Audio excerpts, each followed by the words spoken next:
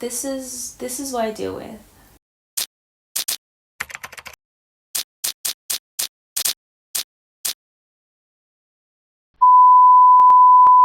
So I just finished my first week of uni, and oh my goodness, you'd think that the first week of uni would be pretty chill, but it has actually been a really, really busy week for me. So much has been happening in my head, and I thought the best way to debrief and just let it all out was to set up the camera and just say it all to you guys. So that's what I'm doing. On top of going to uni, I've also been volunteering twice a week still at the radio station, and they had 2 events this week as well. So I was out filming content on Monday night and Thursday night, as well as being at uni Monday, Wednesday, Friday, and being at the radio station Tuesdays and Thursdays. So I have the journal that I've been using this year, and I just wrote down a few things that I wanted to discuss. It was more so I could remember, because I just have so much in my brain all the time. As someone with ADHD, it's really like those ADHD videos that you see on TikTok where there's like 5, 6 different kinds of sounds coming from everywhere, as well as an internal dialogue and music and like the list going off. Like, my mind is busy, and so I find it really, really helpful to jot things down for me to remember, as well as just debriefing like I am now with the camera. Today we're gonna just talk about what my week was like, what I got up to, my thoughts, and maybe you guys can offer me some advice, because I feel like I might need it this year, as I have a lot of side projects. I'm living in a cuckoo clock. So one of the first things that I did when I got back to uni was email the lecturer who organises all the internships for students in journalism. I wanted to talk to her because now that I've completed my internship in the summer, I don't really have any other internships that I can do under Monash, and so I have to sort of source them myself. And so I wanted to talk to her about what she reckons was the best way that I could go about it, and make sure that I've got some extra experience under my belt before I graduate, which I'm not sure if that will happen at the end of the year or at the middle of next year. It sort of depends how my credits work. I think, fingers crossed, I'll be done by the end of this year. So some of the stuff that we spoke about I've really taken on board this week, and I thought it would also be a good idea to say it to you guys. So I thought that I would share the advice to help other students, because it's not just in journalism or media comms in general, it's in any sort of field. And the first piece of advice, well, I could probably just put all the advice into one sentence really, and that is, you need to show that you work hard, that you back yourself, and you build connections. And what she means by working hard, what I think, is that when you're put into a position or an opportunity or a space to really show your skills, show your knowledge, or show your capabilities, just do it. Just do it! Fake it until you make it in the confidence section, and just put yourself out there. And I found on my internship, as soon as I put myself out there, it was respected, it was appreciated, it was even celebrated, honestly. And since then, I've found that I've been able to initiate more and really be more comfortable sharing my ideas with people, and like putting my skills together, and like when people come to me with things, go, yeah, I can do that. And I spend 2-3 hours, even if I haven't done it before, I spend 2-3 hours trying to figure it out, making draft after draft after draft, because I know you work hard, you can do it. And I think that was a really good piece of advice. And when it comes to backing yourself, I mean, in any industry, it doesn't really have to be journalism itself, but you really, really have to be confident in yourself, and you really, really have to not second guess your own ideas and your own thoughts. And I used to do that a lot. That was something that I did constantly. Like, oh my gosh, I would constantly second guess if my scripts were okay, second guess if my edits were okay, second guess if the story I pitched was even good enough. And it's like, no dude, you just got to back yourself and believe in yourself and just know you can do it.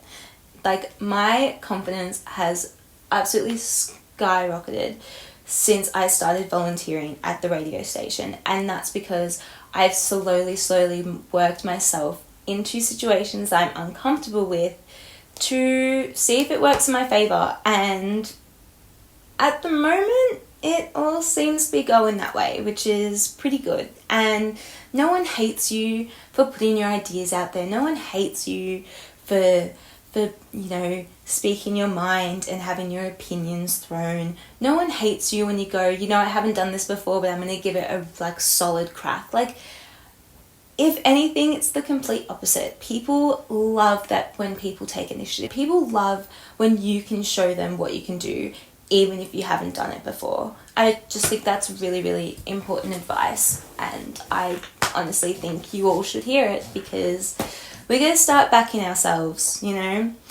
Australians love the tall poppy syndrome, but I think it's about time that we get out of it, because the only thing it's hurting is ourselves. Do you like it? Yes. You do? Yes. So, I sold it? I sold the idea? Yes. Oh my God! Thank you! You're welcome. You're welcome. Thank you. Let's see. Oh my gosh, the other thing. Okay. I have had a LinkedIn account for maybe just over 2 years. She asked me, she was like, "Are you active on LinkedIn?" And I said, "Look, I scroll on it once or twice a day, but I've never posted anything." And she told me that I need to start.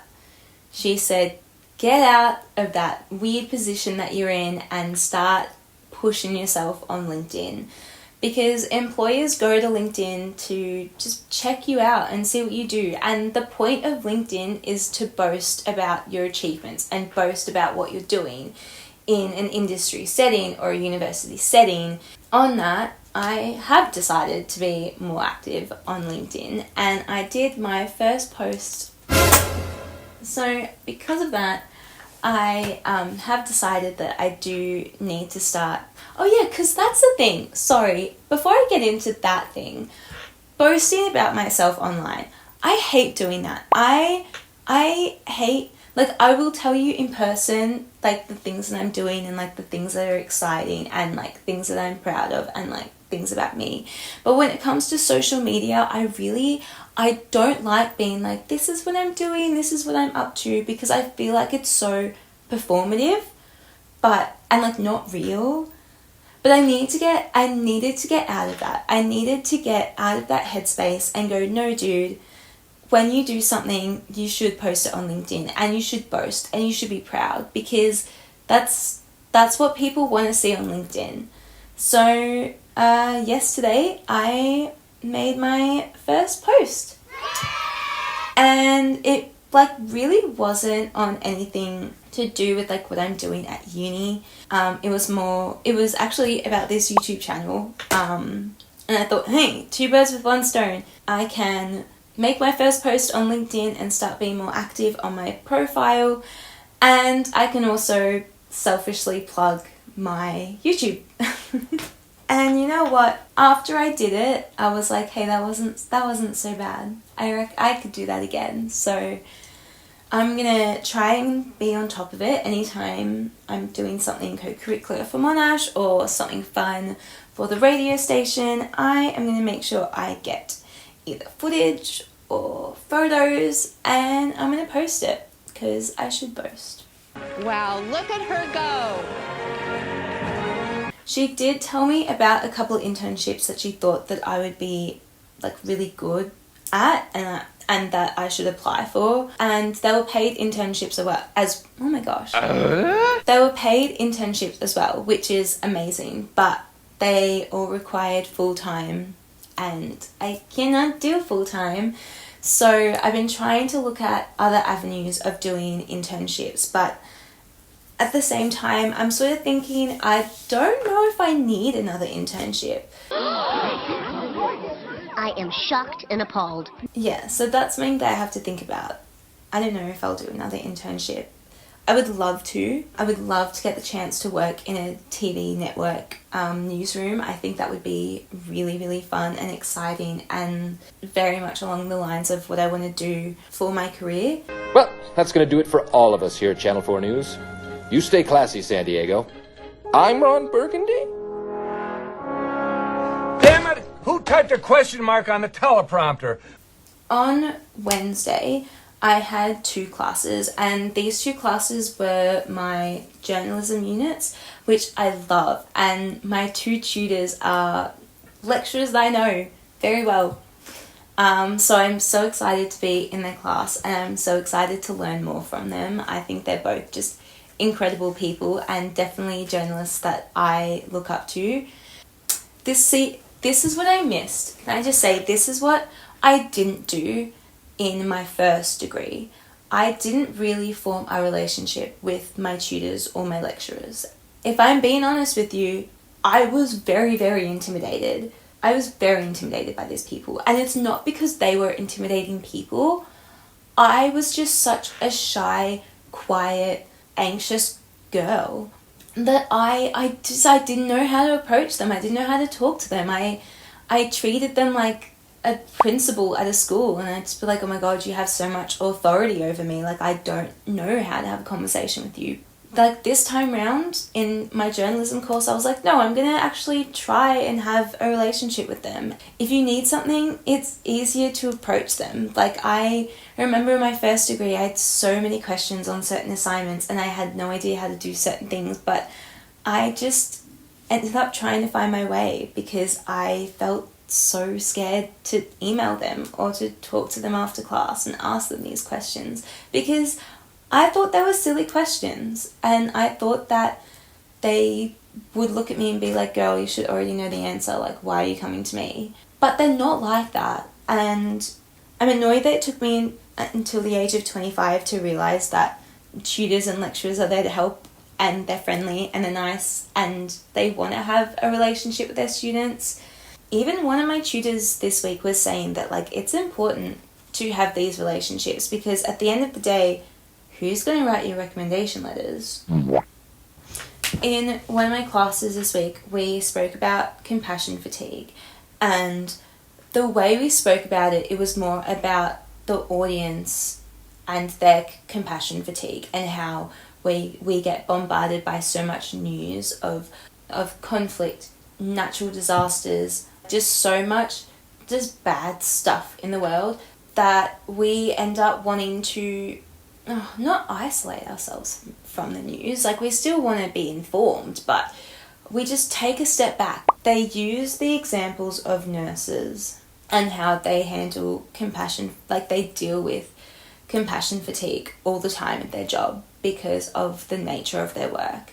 Coming from someone who was working as a nurse and was registered as a nurse for 3 years, yeah, it's a real thing.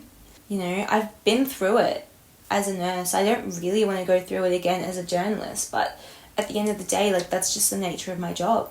This year, I really want to try find strategic ways to make sure that my mental health is not affected by these stories. And I know it's kind of hard because I'm not actually out there doing the job and I'm not actually facing these situations, but I dealt with compassion fatigue for 2 years straight. I know the toll that it can put on people.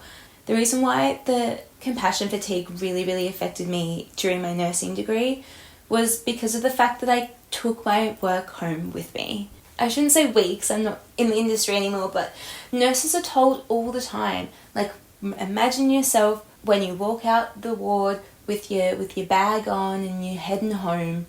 Just imagine the door as like a portal. And as soon as you step through the door, you're no longer in work mode and you're no longer thinking about your patients and what you've done or what you have to do.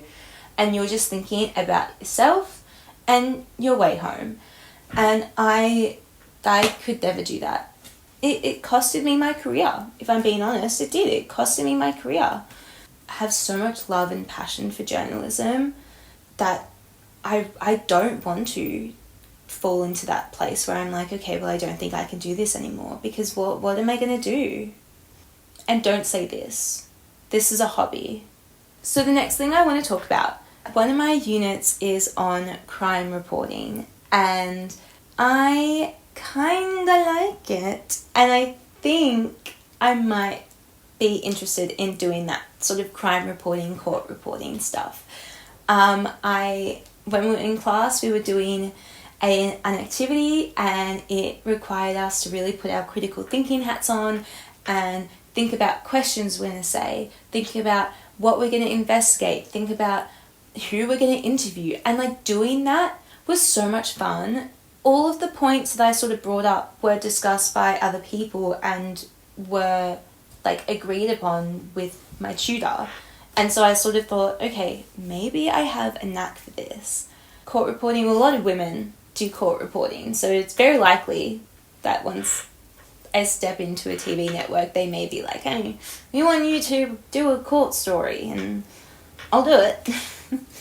I just love how investigative it is. I love that it's about like law and justice, and I feel like you can do so much. Like, it's, you know, it's not just reporting on a case. It's also doing, like, I don't know, further investigations, further research into family violence, gender-based violence, you could do like a whole massive like deep dive article just on that topic, all based from that one court case. And that's what I am kind of interested in. Like, I would love to delve in deeper on issues and things that have happened, and open people's eyes up, and even open up my own eyes. Like the maths deep dive where I spoke about reality TV. Yeah, I'm sure I enlightened a lot of people here, but I also enlightened myself, and that's the best thing. You know, it's like learning yourself and adding to your little bookcase of knowledge in your head. Like, it's just, I don't know, I just like it. Another thing this week that I think was really positive was knowing that I've actually done a lot to get myself at a point where I can leave uni and have so much knowledge and skills behind me. Listening in class and hearing people talk about how they haven't been able to get an internship yet, or they don't have experience in a particular field that they want to get into and they don't know how to get there.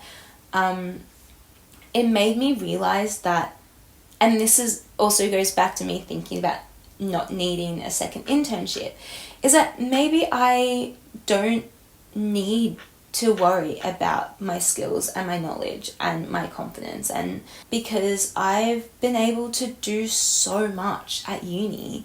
I spent my first year sort of getting the hang of uni, and then in the second semester I joined a satirical news show called The Struggle, which is on Channel 31 on Mondays, and through that I actually moved up the ranks pretty decently quickly.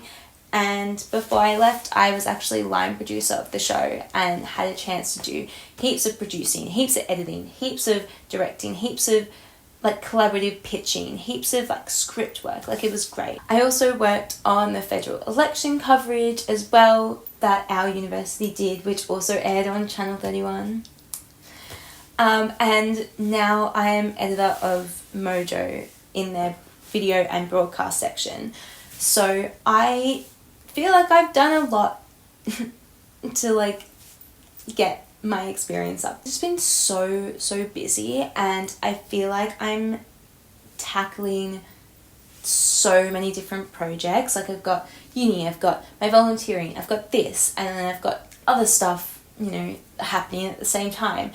It's so funny. I spoke to my boyfriend during the week, and I went, when I'm at the radio station, I'm handling the student publication as well as doing the radio station, and then I also have to think about doing my uni work when I get home, and I'm just like, you know, I'm constantly all over the place this week. And he was like to me, yeah, well, that's what it's going to be like when you're a journalist, right? And I just went, oh my God, you're so right. People do stuff outside of their career in media.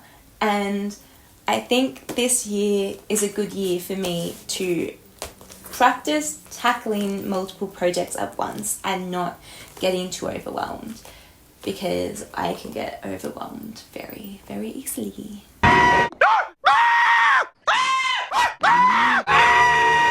I want to try and do another deep dive on this YouTube. I really, really like them. I think they're a lot of fun. I love scripting them. I love sourcing things. I love learning things and then being able to tell you guys all about it. Like, that's just fun. That's fun for me. I'm such a teacher. I wonder where I get it from. My mum's a teacher. But, like, I really want to do another one. I don't know if I'm going to be able to cope doing a deep dive explainer and my uni work and my volunteering all at the same time. Oh, and the student publication. Let's not forget that. But I'm going to try to. I'm going to try to, just to see if I can tackle it. It probably won't be a very long one. It's not going to be like 10 minutes. Like the maths video will probably be more like 5. It might end up just being a lot of sit down and chats. And I think starting next week, I might do more like news-based chats. I put a Amel and the Sniffers quote. It's actually a lyric from their song, I should say. And it says, "You can keep laughing." The reason why I put that in there was because I find that when I enter certain spaces that I'm not used to or that I'm not comfortable in, so like the student publication, for example, when I had to speak up, I was so anxious and so scared. My hands were clammy. I felt like my voice was breaking up. My legs were shaky, even though I was sitting on like a table. It sucked. Like, put that quote lyric in there because I wanted to remind myself that when I'm put in places and spaces that I don't feel comfortable yet, just be yourself, just be confident, just do whatever, because people can laugh at you and let them. Because at the end of the day, I know who I am and I know what I can achieve, and I just don't need to think about them. So yeah, I think I'm going to end the video here. I hope you've enjoyed. I hope maybe you've learned something or taken something on board. Thank you so much for watching this video. Please subscribe if you haven't already. Give this video a like, and please comment any of your thoughts on what I've said. Thanks for watching, and I'll see you next time.